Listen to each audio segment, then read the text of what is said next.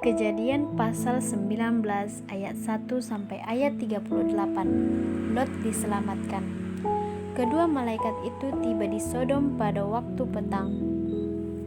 Lot sedang duduk di pintu gerbang Sodom, dan ketika melihat mereka, bangunlah ia menyongsong mereka, lalu sujud dengan mukanya sampai ke tanah, serta berkata, "Tuan, Tuan, silakanlah singgah ke rumah hambamu ini, bermalamlah di sini dan basuhlah kakimu, maka besok pagi Tuan boleh melanjutkan perjalanannya." Jawab mereka, "Tidak, kami akan bermalam di tanah lapang." Tetapi karena ia sangat mendesak mereka, singgahlah mereka dan masuk ke dalam rumahnya. Kemudian ia menyediakan hidangan bagi mereka. Ia membakar roti yang tidak beragi, lalu mereka makan. Tetapi sebelum mereka tidur, orang-orang lelaki dari kota Sodom itu, dari yang muda sampai yang tua, bahkan seluruh kota, tidak ada yang terkecuali datang mengepung rumah itu. Mereka berseru kepada Lot, "Di manakah orang-orang yang datang kepadamu malam ini?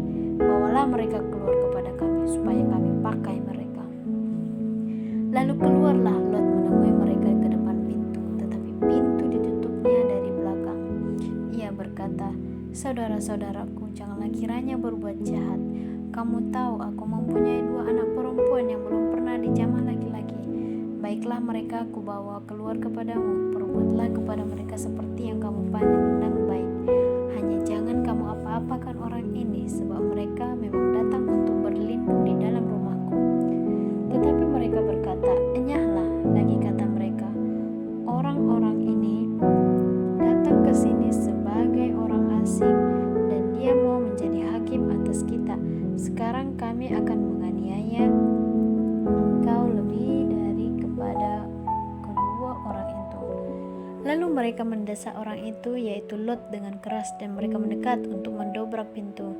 Tetapi kedua orang itu mengulurkan tangannya, menarik Lot masuk ke dalam rumah, lalu menutup pintu. Dan mereka membutakan mata orang-orang yang di depan pintu rumah itu, dari yang kecil sampai yang besar, sehingga percumalah orang-orang itu mencari pintu. Lalu kedua orang itu berkata kepada Lot, "Siapakah kaummu yang ada di sini lagi? Menantumu atau anak-anakmu laki-laki, anakmu perempuan, atau siapa saja kaummu di kota ini? Bawalah mereka keluar dari tempat ini. Sebab kami akan memusnahkan tempat ini, karena banyak keluh kesah orang tentang kota ini di hadapan Tuhan. Sebab itulah Tuhan mengutus kami untuk memusnahkannya." Keluarlah Lot lalu berbicara dengan kedua bakal menantunya yang akan kawin dengan kedua anaknya perempuan. Katanya, "Bangunlah, keluarlah dari tempat ini, sebab Tuhan akan memusnahkan kota ini." Tetapi ia dipandang oleh kedua bakal menantunya itu sebagai orang yang berolok-olok saja. Ketika fajar menyingsing, kedua malaikat itu mendesak Lot supaya bersegera. Katanya, "Bangunlah, bawalah istrimu dan kedua anakmu yang ada di sini, supaya engkau jangan mati lenyap karena kedurjanaan kota ini." Ketika ia berlambat-lambat, maka tangannya, tangan istri dan tangan kedua anaknya dipegang oleh kedua orang itu, sebab Tuhan hendak mengasihani dia. Lalu kedua orang itu menuntunnya keluar kota dan melepaskannya di sana. Sesudah kedua orang itu menuntun mereka sampai keluar, berkatalah seorang, "Larilah, selamatkanlah nyawamu, janganlah menoleh ke belakang, dan janganlah berhenti dimanapun juga di lembah Yordan.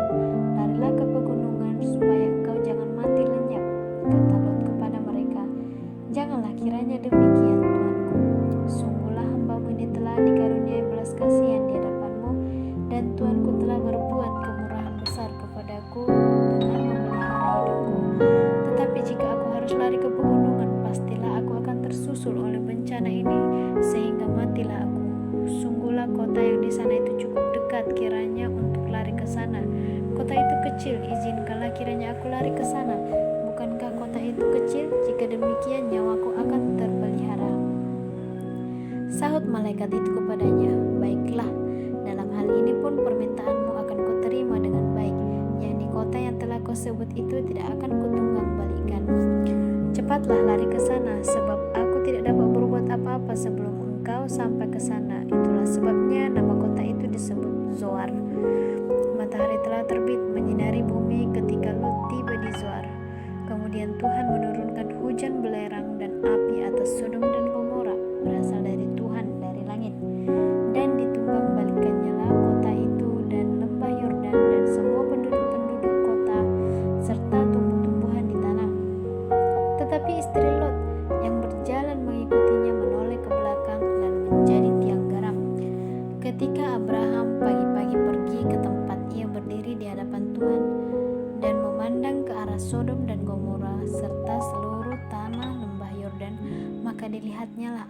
dari bumi membumbung ke atas sebagai asap dari dapur peleburan.